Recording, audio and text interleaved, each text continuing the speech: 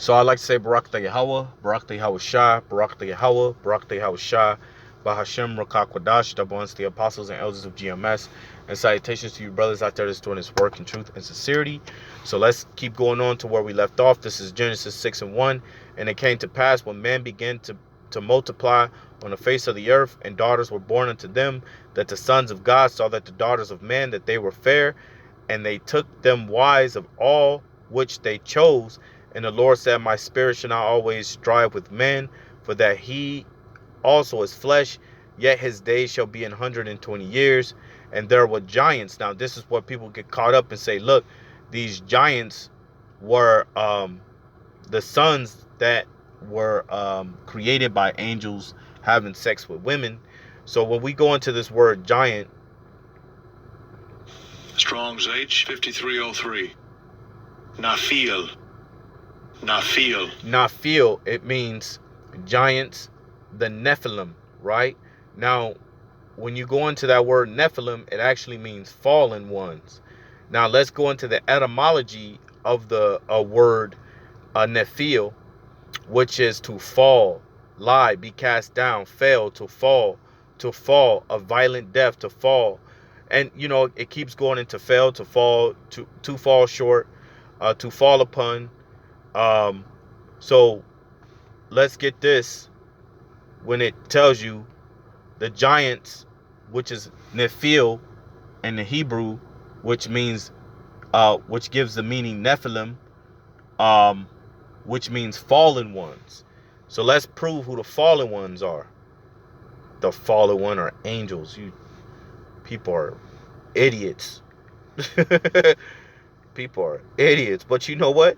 When I was in the world and I believed in the same thing, and I was an idiot as well, man. Or what you could say, I was ignorant, right? The fallen angels. Angels going to battle with the Lord. You crazy as hell. So let's get this, man. That's in 2nd Ezra. That's in 2nd Ezra. 2nd Ezra 7:48. 2nd Ezra 7:48. Now it says, O thou Adam, what hast thou done? For though it was thou that sinned, thou art not fallen alone. Because who fell with Adam? Those that fell with Adam were Adam, Seth, and the lineage on down. It's not talking about everyone of every nation. If that was the case, then the Lord would have created a covenant for all the nations to be a part of, so they can have a chance of immortality. But the nations in the kingdom will not have immortality. The only ones that will have that immortality are the Israelites. So that also is a proven factor that the ones that fell was Adam, Seth, and that lineage on down, going back to Luke the 3rd chapter again, going back to Hosea 11:1, going back to Exodus 4:22. So the ones that fell with Adam were what? Those that came out of that lineage. Now I know you would say, well, Cain came out of that lineage. Well, you had other nations that came out of that lineage. But there was always a chosen nation within Adam. The Lord always chose men to be separate from other nations. Adam was chosen out of these men that was created on the earth. Seth, actually, it was supposed to be Abel, but Abel died by his brother. Then came Seth. Seth was chosen. Out of Seth, Noah was chosen. Out of Noah,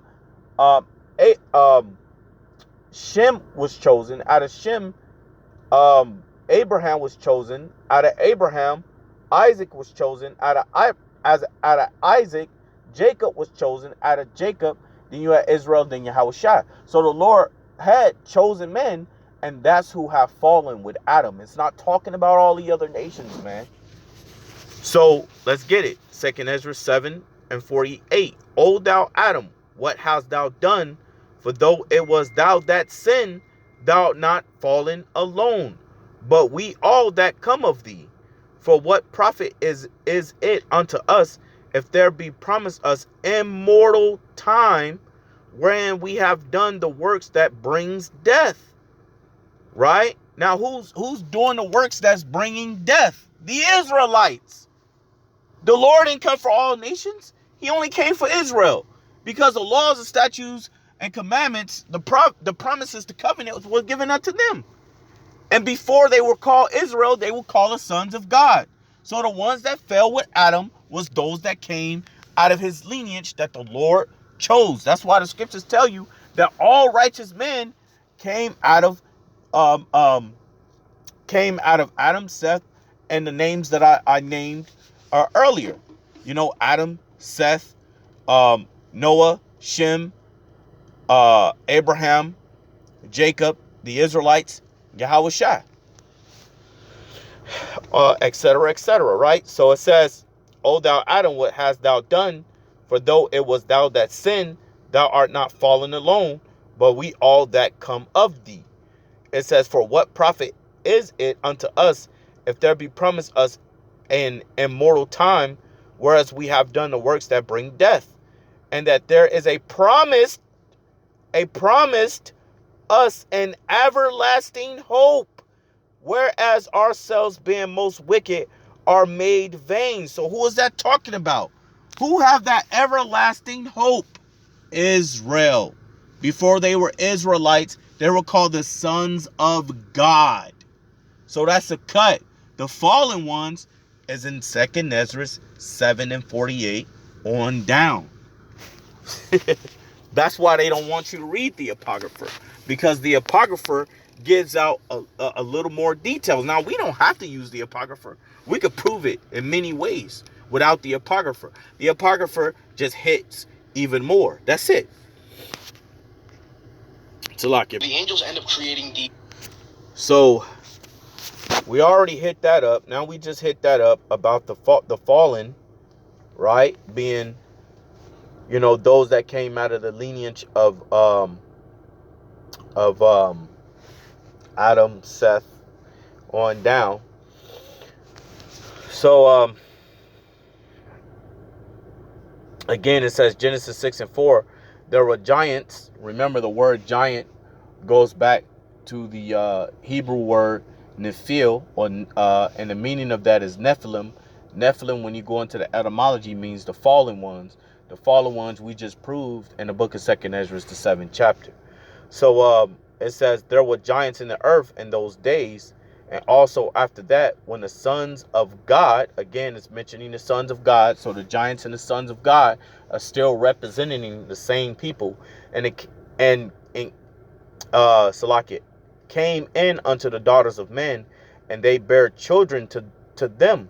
The same became mighty men, which were of old. Like, for an example, mighty men of today would be like Mike Tyson, Michael Jordan,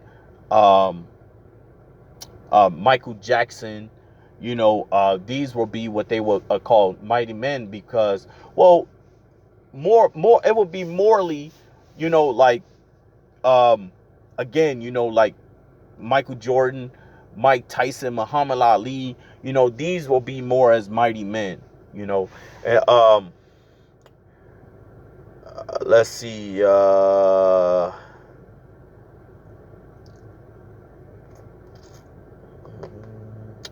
It says, and the same became mighty men, which were of old, men of renown. See, men of renown. Mighty men, men of renown. And again, you know, these men will be more talking about, like, you know, like Mike Tyson and you know, shit. We could even throw Mayweather in there. We could throw a lot of Jakes that men that are known for what they are doing in the world. That's no different than back in the ancient days, that these men that came from the sons of God, right? The sons of God, these men had sex with these women of other nations. These women gave birth to men that were mighty and that had renown in the world. So they was known for the things that they did, whether they went to war or anything like that. So it says, and God saw that the wickedness of man was great in the earth, and that every imagination of his thoughts of his heart was only evil continually. And then it talks about how the Lord flooded the earth. How the Lord flooded the earth and everything like that. So that's pretty much the point on that. Now let's get the whole fish thing. Man. So if you don't understand any of that, man, it's because the Spirit is not on you to understand those things. The breakdown that I just did right now for the giants, the sons of God, and everything like that, if you just don't have that understanding of what I just went into through the Spirit and the power of Yahweh Shemel Shah, then it ain't for you to understand, man. And I'm not gonna sit and force anybody to understand it. But when you put precept upon precept, and you have the Spirit to understand what's being said, then you can see that those that were fallen were the Israelites, or what you would call during that period of time the sons of God. You got to remember, Jacob was the son of God, and then Jacob's name was changed to Israel. So would you say that Jacob is an Israelite? Yes, the Israelites came out of Jacob, so Jacob would be an Israelite. I mean, it ain't that difficult. It's really not that difficult. So let's go ahead and get this in Leviticus, man. Leviticus, we'll start off at Leviticus 11:1. And the Lord spake unto Moses and to Aaron, saying unto them, speak unto the children of Israel, saying, these are the beasts which ye shall eat among all the beasts that are on the earth. Whatsoever parteth the hoof and is cloven-footed and cheweth the cud among the beasts, that shall ye eat. So the whole part of Leviticus, the 11th chapter, is talking about animals we can and cannot eat. The Lord didn't say that we can't eat these animals because their DNA will be spliced and they will look like fucking manitars. That's not what he's talking about, man. He's talking about these animals that we shouldn't eat because these animals are unhealthy for us. For an example, a perfect example is a damn pig, man. A pig does not have pores, so it doesn't get rid of all of the chemicals and things that the body need to get rid of by way of pores.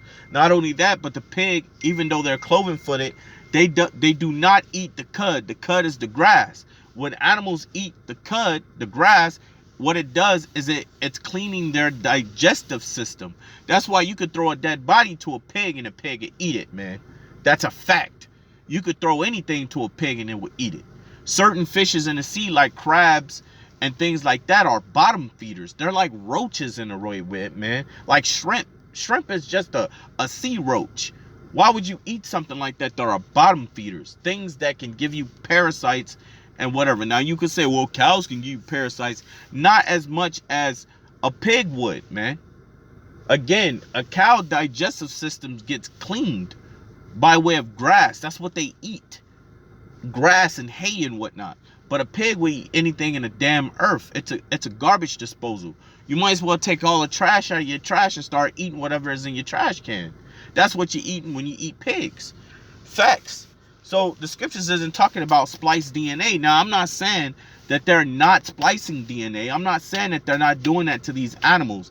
But that's not what he's talking about when he's talking about these animals are an abomination unto you. He's not talking about splicing DNA. That's not what he's saying. He literally made the statement in Leviticus 11:1 and 2 that these are the animals that ye shall eat and these are the animals that you should not eat. That's the statement that is being made through and through. I don't have to, I'm not going to read no more in Leviticus 11 because that's not what he's talking about. So let me grab this in the book of Matthews 22. And this man said, if you don't believe in the Bible, bro, you don't even know the Bible, my man. I'm going to tell you that straight up. Matthews 22:29. It says, Jesus, which we know is Yahweh Shai, who you inwardly call Jesus. Jesus answered and said unto them, ye do err, not knowing the scriptures, nor the power of God. See, everybody got that concept. A lot of people, not everybody, a lot of people, because when I say everybody, I'm really mentioning these religions, right? So let me word it like this. A lot of people or these different religions have that concept of angels falling to the earth and disobeying God, angels falling to the earth and having sex with people. And look, man, the angels don't disobey the Lord, man. That's one thing I'm gonna tell you, is that the scriptures even tell you that the angels keepeth the commandments of the Most High. Matter of fact, let me get that. Psalms, I believe that's Psalms. I think it's Psalms 120, innit? I kind of forgot where it's at. I haven't grabbed it in a while, so bear with me. Bear with me for a second. Oh, matter of fact, I'm gonna have to end it from here and say Barak Yahweh, Barak Yahweh Shah, Barak Yahweh, Barak Yahweh Shah, Bahashim, Rakak Wadash, that belongs to the apostles and elders of GMS. And salutations to you brothers out there that's doing this work in truth and sincerity. I like to say Shalom.